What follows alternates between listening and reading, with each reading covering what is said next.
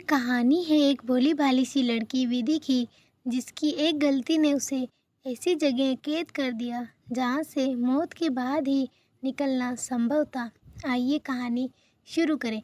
उससे पहले अगर आपने अभी तक मेरे चैनल को सब्सक्राइब नहीं किया है तो बेल आइकन का बटन दबाकर मेरा चैनल सब्सक्राइब कर ले। सुबह का समय था और विधि सो रही थी। अचानक अलार्म घड़ी का अलार्म ज़ोर से बजता है। विधि घबराकर उठ जाती है और घबराहट में उठने के कारण बेड से गिर जाती है। गिरने के साथ ही उसकी एक चीख निकल जाती है। वो ज़ोर से बोली, मम्मा कमर टूट गई। उसकी नज़र घड़ी पर जाती है तो वो बड़बड़ाती है, आज तो लेट हो गई कॉलेज के लिए, 10 बज गए हैं, पक्का प्रोफेसर से डांट पड़ेगी। वो जल्दी जल्दी तैयार होती है और अपना बैग लेकर बिना नाश्ता किए ही कॉलेज चली जाती है। कॉलेज में उसे उसकी दोस्त लवी मिल जाती है। लवी बोली, इतनी लेट कैसे हो गई? विधि बोली, रात को लेट सोई थी तो उठ नहीं पाई। लवी बोली, चल अब जल्दी क्लास चलते हैं। क्लास लेकर दोनों ही कॉलेज की कैंटीन में जाती है और खाना ऑर्डर करती है। आज रोज़ की अपेक्षा विधि ने ज़्यादा खाना ऑर्डर करती है तो लवी बोली, तू इतना सब खा लेगी क्या? विधि बोली, यार सुबह नाश्ता नहीं किया था तो बहुत ही ज़्यादा ज़ोर की भूख लगी है, मैं सारा खाना खा लूँगी। विधि अपना खाना खाने में मस्त हो जाती है, लेकिन लवी नोटिस करती है कि एक लड़का कब का विधि को बहुत ही अजीब तरीके से ऊपर से नीचे तक देख रहा था।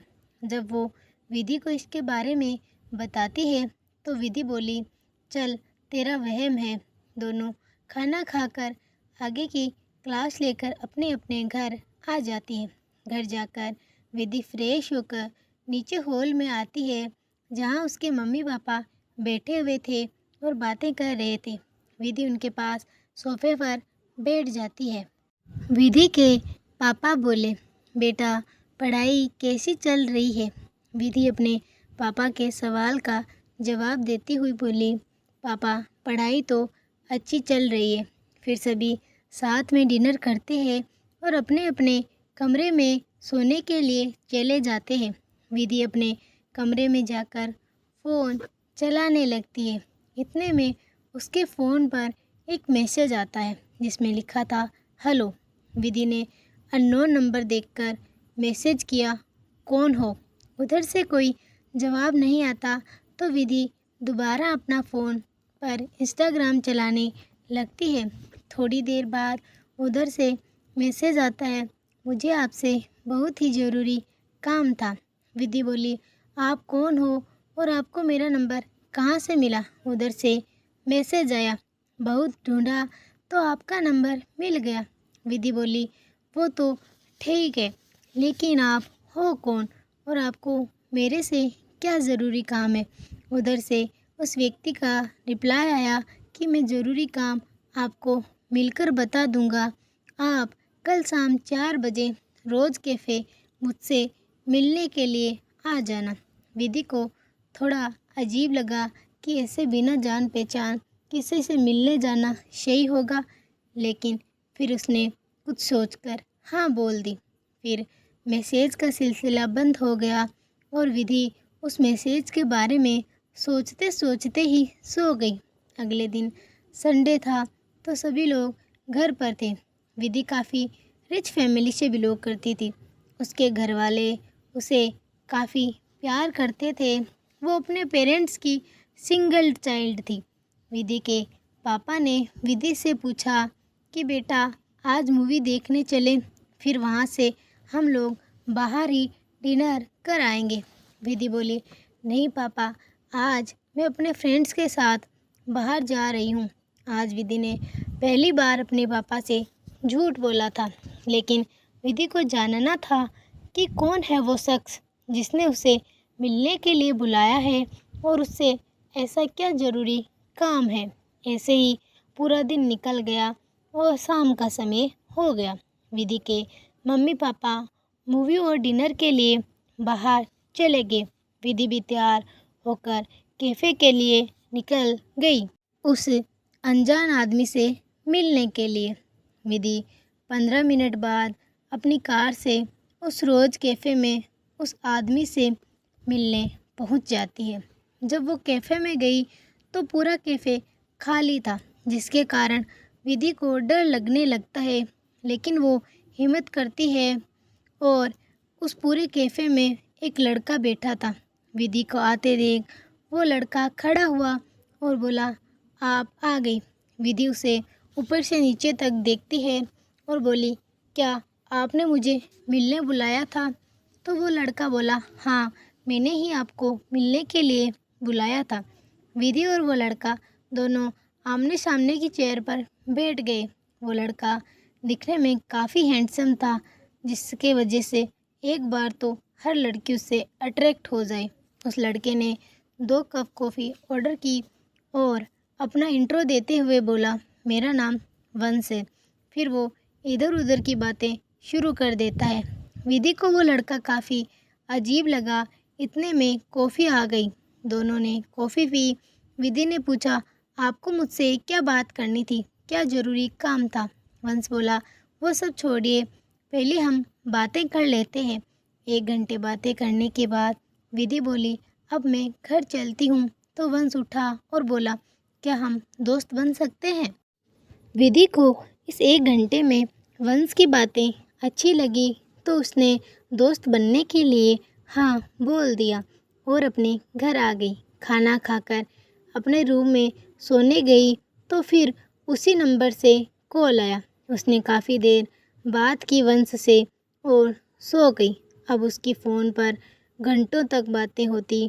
कभी कभी कैफ़े में वंश और विधि की मुलाकातें भी होने लगी। विधि को अब वंश की आदत सी हो गई। ऐसे ही 1-2 महीने बीत गए। इन महीनों में विधि का ध्यान अपनी पढ़ाई, अपनी फैमिली और अपने दोस्तों से पूरी तरह हट गया था। वो हर समय वंश में ही लगी रहती। एक दिन वंश ने विधि को एक नए कैफ़े में बुलाया और उसे बोला कि मैं तुमसे प्यार करता हूँ और तुम्हें पिछले 2 सालों से फॉलो कर रहा हूँ। विधि को भी अब वंश का साथ अच्छा लगने लगा था तो उसने भी उसे हाँ बोल दिया। अब धीरे धीरे वंश विधि के दिलो दिमाग पर कब्जा करने लगा। ऐसे ही उन दोनों के प्यार को 6 महीने बीत गए। एक दिन विधि के पापा बोले, बेटा, मेरे दोस्त का एक बेटा है आरव, मैं तेरी शादी उससे कराना चाहता हूँ। कल वो लोग तुझे देखने आने वाले हैं, तुम कल तैयार रहना। विधि उनको मना तो नहीं कर पाई, लेकिन उसकी आंखों में आंसू आ गए। वो भागती हुई अपने कमरे में गई और वंश को फ़ोन करके उसे सारी बातें बता दी। वंश बोला, मैं तुमसे प्यार तो बहुत ज़्यादा करता हूँ, लेकिन मेरे पास अभी इतने पैसे नहीं है कि मैं तुम्हारी जिम्मेदारी उठा सकूं और तुमसे शादी कर सकूं। विधि बोली, उसकी चिंता तुम मत करो, पैसे मैं अपने घर से ले आऊँगी, बस तुम मुझसे कोर्ट मैरिज कर लो। जिस रात विधि और वंश ने ये बात की थी, उसी रात को विधि अपने घर से ज्वेलरी, पैसा चोरी करती है और उसी रात को वंश के साथ भाग जाती है। दोनों यहाँ से बहुत दूर चले जाते हैं। विधि के घर वाले उसे काफ़ी समय तक ढूंढते हैं, लेकिन जब वो नहीं मिलती तो वो हार मान लेते हैं। विधि और वंश की गृहस्थी थोड़े समय के लिए तो अच्छी चली, लेकिन विधि को जल्द ही पता चल गया कि वंश शराब का आदी है। विधि उसे खूब मना करती कि वो शराब ना पिए, लेकिन वो नहीं मानता। उसने धीरे धीरे विधि को मारना पीटना शुरू कर दिया, लेकिन विधि भी उसके प्यार में सब पागल सब सह लेती। एक दिन विधि के द्वारा लाए सारे पैसे ख़त्म हो गए तो वंश ने अपनी दारू लाने और जुआ खेलने के लिए विधि को कोठे पर बेच दिया। अब जाकर विधि को एहसास हुआ कि वंश ने तो उसे कभी प्यार किया ही नहीं था। उसने तो उसके पैसों और जिस्म से प्यार किया था। जिसकी भूख मिट गई तो अब उसे कोठे पर बेचकर चला गया। विधि ने सोचा, इस कोठे में तिल मिलाकर मरने से अच्छा है एक ही बार में अपनी ज़िंदगी ख़त्म कर ली जाए। विधि ने फांसी लगाकर अपनी जान दे दी। विधि की बिना सोचे समझे किए किसी पर भी विश्वास करने और अपने घर वालों का धोखा देने की कीमत अपनी जान देकर चुकाई। मैं ये नहीं कहती कि सभी लड़के एक जैसे होते, पर ऐसे बिना उस लड़के को जाने, बिना उस लड़के को परखे किसी भी अजनबी पर विश्वास कर लेना सही नहीं है। कभी कभी हमें अपने माता पिता की बातें मान लेनी चाहिए।